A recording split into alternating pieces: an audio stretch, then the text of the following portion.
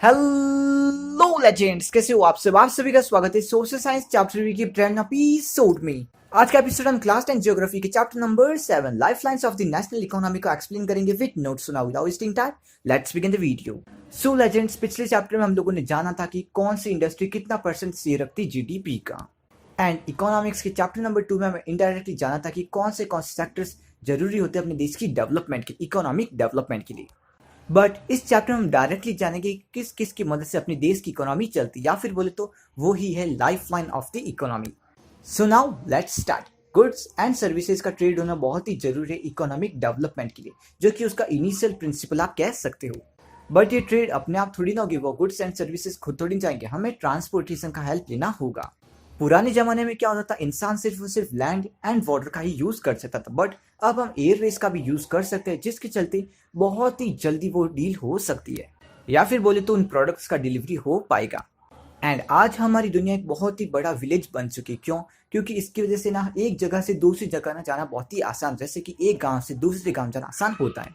And it's all just because of transportation. ये एक important line है, the world is now a big village, ठीक है। And जो पर्सन किसी एक जगह से कंज्यूमर तक प्रोडक्ट ले जाता है, उसे हम बोलते हैं traders. According to this chapter, transportation, trade and communication, ये तीनों एक तीसरे के साथ इंटरलिंक्ड हैं। क्यों? जैसे कि आपको ट्रेड के लिए ट्रांसपोर्टेशन की जरूरत थी, तो फिर आप ट्रांसपोर्टेशन करके आप ट्रेड करोगे, बट साथ ही आपका आदान प्रदान होगा आपकी इंफॉर्मेशन का, जिससे हम बोलते हैं कम्युनिकेशन करना। एंड या फिर बोले तो कम्युनिकेशन करोगे तो फिर आपके ट्रेड के बारे में पता चलेगा, फिर आप ट्रांसपोर्टेशन करके आपके सामान डिलीवरी करोगे, यानी कि ये तीनों एक तीसरे के साथ इंटरलिंक्ड है। Waterways, railways, roadways, Airways, newspaper, internet, इनके चलते इंडिया की सोशियो इकोनॉमिक प्रोग्रेस बहुत ही हो चुकी। चलो अब हम एक एक करके इन सब के बारे में स्टडी करेंगे। Let's start. Number 1, roadways. पूरे देश की बात करें तो रोडवेज नंबर 1 पर आता है। क्यों? क्योंकि लगभग 56 लाख किलोमीटर फैला हुआ है अपना रोडवेज नेटवर्क। ये आम आदमी द्वारा यूज किया जाना सबसे नंबर 1 ट्रांसपोर्ट सिस्टम है। क्यों? क्योंकि ये हर एक गांव, हर एक शहर में आपको मिल जाएगा, एंड ये आपको किसी भी जगह पर आपको पहुंचा सकता है, भले वो रेलवे स्टेशन हो, एयरपोर्ट हो, पुलिस स्टेशन हो, कहीं पर भी आपको पहुंचा देगा। अब अगर आपको क्वेश्चन पूछ ले कि भाई क्या एडवांटेजेस है रेलवेज एंड रोडवेज के बीच में, दैट मीन्स रेलवेज के चलते रोडवेज को लोग क्यों प्रेफर करते हैं, तो फिर आप ये कुछ 5 पॉइंट्स आप लिख सकते हो कि भाई इस वजह से रोडवेज हमको अच्छे लगते हैं इन कंपेरिजन टू रेलवेज। ठीक है, इसे पॉज करके रीड कर लेना या फिर स्क्रीनशॉट ले लेना। नेक्स्ट, अब हम देखते हैं रोड्स की ट्रांसपोर्टेशन के चलते उनके क्लासिफिकेशन कैसे हो सकते हैं। Number 1, golden quadrilateral super highways. अब क्वाड्रिलेटरल क्या होता है वो तो आपको पता ही होगा, 4 साइडेड फिगर। तो उसी की तरह इंडिया के अंदर क्या है, 4 जो मेट्रोपॉलिटन सुपर सिटीज है ना, उनको कनेक्ट करने के लिए एक हाईवे बनाया गया है, उसे हम बोलते हैं quadrilateral highway, that is golden quadrilateral. ये दिल्ली, मुंबई, चेन्नई एंड कोलकाता को कनेक्ट करता है, एंड इसके बीच में बहुत सारी जगह भी आती है। इस सुपर हाईवे की बात करें तो फिर इसका north and south corridor connect करता है Jammu and Kashmir to Kanyakumari, and east to west का कॉरिडोर कनेक्ट करता है गुजरात टू गुवाहाटी की प्लेसेस को। दैट मीन्स ये पूरे देश के आसपास घूमता है, एंड ये बना था national highway authority of India के अधीन, एंड इसका शॉर्ट फॉर्म है NHAI। Short form and full form याद रख लीजिएगा। Number 2, national highways. ये क्या करते हैं, एक स्टेट से दूसरे स्टेट को कनेक्ट करते हैं with the help of highways. Simply इन सबको अलग अलग नंबर्स मिले हुए हैं, जिन्हें हम NH1, NH2, NH14 ऐसे बोलते हैं। NH मतलब नेशनल हाईवे। NH का नंबर 1 बोले तो वो है शेरशाह सूरी मार्ग, जो कि अमृतसर एंड दिल्ली को कनेक्ट करता है, एंड ये बना था under CPWD। Now number 3, state highways. ये क्या करता है, किसी भी पर्टिकुलर स्टेट की कैपिटल को बाकी डिस्ट्रिक्ट से कनेक्ट करवाता है, एंड ये भी बना है अंडर PWD, जिसका फुल फॉर्म है public work department. Number 4, district roads. ये क्या करता है, किसी भी डिस्ट्रिक्ट के किसी मेन हेडक्वार्टर से बाकी डिस्ट्रिक्ट की जगह तो कनेक्ट करता है, एंड इसको मेंटेन करता है Zila Parishad. Number 5, border routes. ये क्या करती, देश के जितने भी बॉर्डर एरियाज है ना, उन सबको कनेक्ट करने का काम करती है। ये मोस्टली आपको northern and north eastern sides में आपको देखने को मिलेगा ऑफ द कंट्री। ये 1960 साल के अंदर इस्टेब्लिश हुआ था। एंड नंबर 6, अदर रूट्स, जो कि छोटी मोटी रोड्स है, जो कि गवर्नमेंट के बेसिक्स या फिर बोलते हो स्कीम्स के अंदर काम करती है। उसका एक नाम है प्रधानमंत्री सड़क योजना। इस स्कीम के चलते क्या कि भाई देश का हर एक गांव कम से कम एक बड़े सिटी से कनेक्ट होना ही चाहिए। एक तो रूट्स क्लासीफाई करती इस तरीके से, एंड दूसरा है वो कौन से तरीके से बनेगी। पहला तो है मेटल्ड एंड दूसरा है अनमेटल्ड। मेटल्ड क्या होता है, वो आपके कॉन्क्रीट, बिटुमेन एंड सीमेंट, इन सब से मिलकर जो रोड्स बनती है उसे हम बोलते हैं मेटल रोड, एंड ये हर एक सीजन में काम कर सकती है। लेकिन अनमेटल रोड की बात करें तो ये रेनी सीजन में काम नहीं कर पाएगी। यहाँ पर आपको बहुत सारे पॉट होल्स देखने को मिलेंगे, यानी कि खड्डे जिनमें पानी होगा, एंड एक्सीडेंट्स होते रहेंगे। चलो रोडवेज की बात कर ली, अब हम बात करते हैं रेलवेज के बारे में, जो कि नंबर 2 पर आता है। ये अगर आपको कोई भी दूर जगह जाना हो, भले वो आप तीर्थ यात्रा करने जाए, कोई बिजनेस डील के लिए या फिर कोई भी छोटे मोटे काम के लिए, अगर आपको जल्दी पहुंचना है तो फिर आपको रेलवेज का लेना होगा हेल्प, क्योंकि रोडवेज में थोड़ा बहुत टाइम लगता है, लेकिन रेलवेज आपको जल्दी पहुंचा देंगे एंड टाइम कंज्यूमिंग है, साथ ही पैसे भी थोड़े कम लगते हैं। इसका सबसे पहले यूज हुआ था जितने भी पार्सल्स या फिर गुड्स को एक जगह से दूसरी जगह पहुंचाने के। लगभग 150 साल पहले इंडिया में पहली ट्रेन चली थी, जो कि चली थी मुंबई टू थाने के बीच में।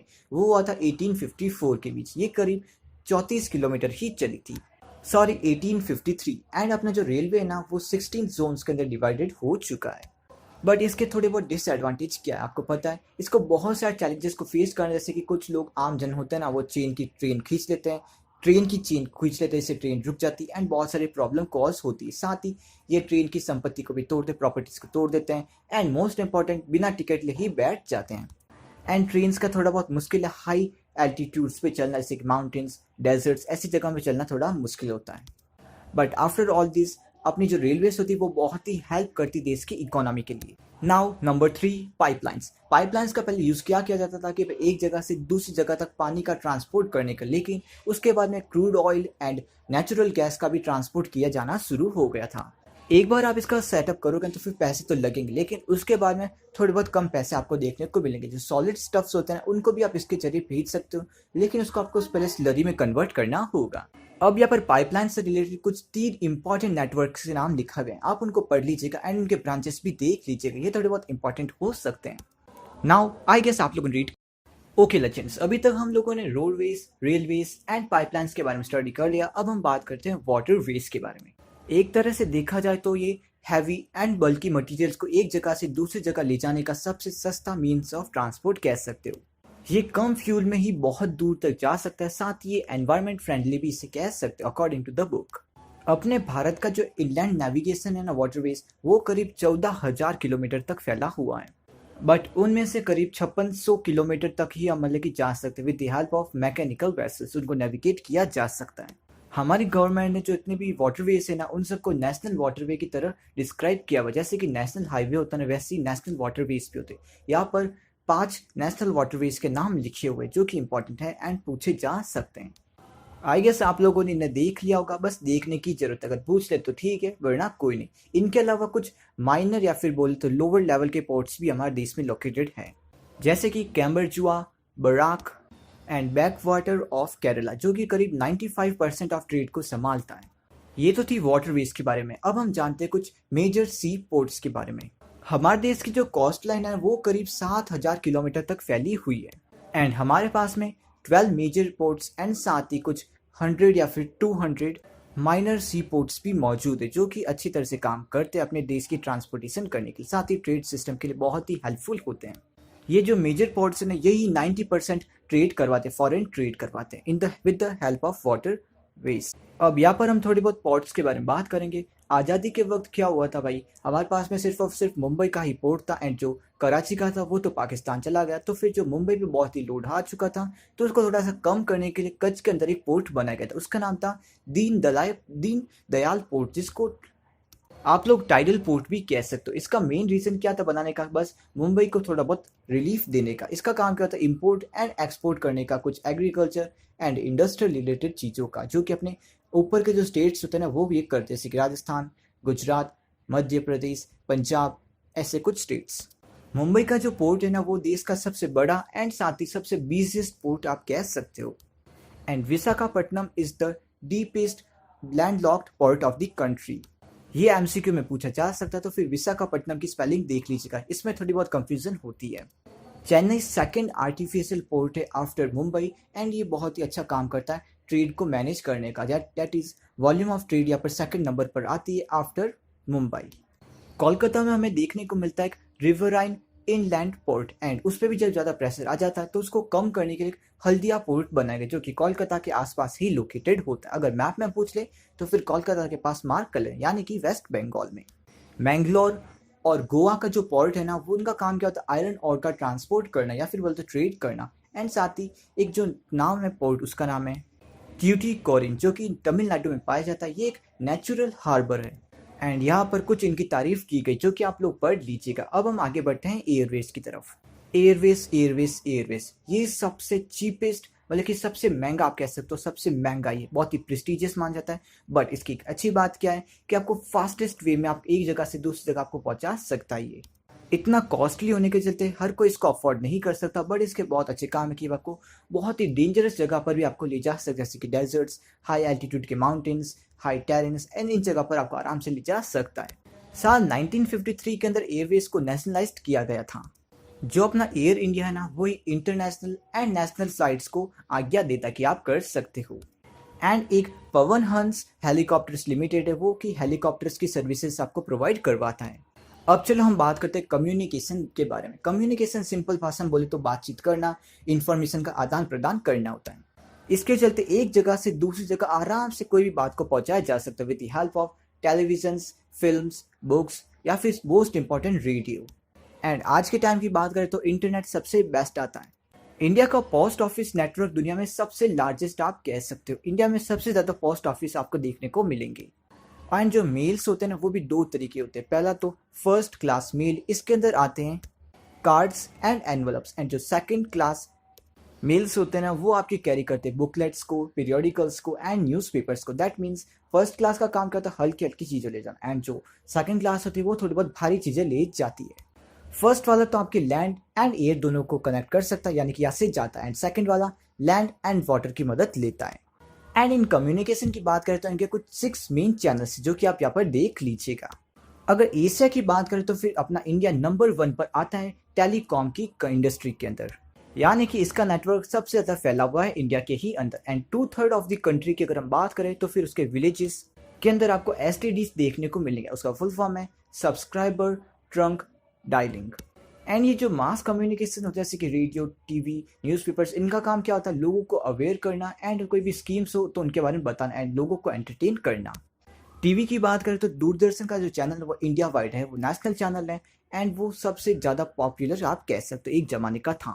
इंडिया के न्यूज़पेपर्स की बात करें तो कि हर रोज 100 से ज़्यादा लैंग्वेजेस में बनता है न्यूज़पेपर, एंड साथ ही कुछ डायलेक्ट्स में भी लिखा जाता है। एंड उसके ऊपर फिल्म्स की बात करें तो फिर central board of film certification की बात करें तो फिर वो नेशनल एंड फॉरेन फिल्म्स दोनों को सर्टिफाई करता है कि भाई इनको आप ब्रॉडकास्ट कर सकते हो। Now let's talk about international trade. अगर आपको थोड़े बहुत इकोनॉमिक टर्म्स जानने तो फिर आप यहाँ पर पढ़ सकते हो कि भाई ट्रेड क्या होता है, मार्केट क्या होता है, इंटरनेशनल ट्रेड क्या होती है। अगर आपको पता है तो फिर हम आगे बढ़ते हैं, ठीक है। नहीं पता तो आप रीड कर लीजिएगा। अब हम आगे बढ़ते हैं। जब किसी इंटरनेशनल ट्रेड के दौरान एक्सपोर्ट यानी कि माल को दूसरे देश में भेजना वो ज़्यादा होता है एज कम्पेयर टू दूसरे देश से माल अंदर आना यानी कि इम्पोर्ट, तो फिर वो एक फेवरेबल बैलेंस कहते हैं, यानी कि हमें प्रॉफिट होता है। बट अगर एक्सपोर्ट कम हो एंड इम्पोर्ट ज़्यादा हो तो फिर हमें लॉस होता है, जिसे हम अनफेवरेबल बैलेंस कहते हैं। यहाँ पर मैंने लिखा कि इंडिया के अंदर कौन सी चीज़ों को एक्सपोर्ट करते हैं अपन एंड कौन सी चीज़ों का इम्पोर्ट होता है इंडिया के अंदर, वो आप देख लीजिएगा। एंड कुछ चीज़ें यहाँ पर आपको कॉमन भी देखने को मिलेगी एक्सपोर्ट एंड इम्पोर्ट दोनों के अंदर। अब हम फाइनल टॉपिक जो कि है tourism as a trade. Present की अगर हम बात करें तो फिर करीब 50 मिलियन लोग इस इंडस्ट्री के अंदर इंगेज्ड हो चुके हैं, यानी कि ये सब टूरिज्म का काम करते हैं। इसके अंदर आप टूरिस्ट गाइड्स को इंक्लूड कीजिएगा। इसके चलते जो फॉरेनर्स आते हैं ना, उन सबको हम अपने नेशन के बारे में बताते हैं, अपने कल्चर के बारे में, अपने हैंडीक्राफ्ट्स, इन सब के बारे में अवेयर करते हैं। इससे अपने देश को बहुत फ़ायदा होता है एंड साथ economic as well as cultural फ़ायदा हमें होता है। सो इसी के साथ ही चैप्टर ओवर होता है एंड गुड बाय लेजेंड्स। मिलते हैं अगले एपिसोड में, तब तक के लिए कुछ अगर आपको मैप वर्क की चीज़ें देखनी तो फिर आप यहाँ पर देख लीजिएगा, यहाँ पर बॉक्स है एंड साथ ही ये मैप्स है जो आप देख लीजिएगा। And now good bye legends and best of luck for your board exams. कोई भी क्वेरी हो, कोई भी डाउट हो तो फिर प्लीज़ बिना सोचे समझे क्वेश्चन कर लीजिएगा, मैं आपको आंसर दूंगा। So good bye, best of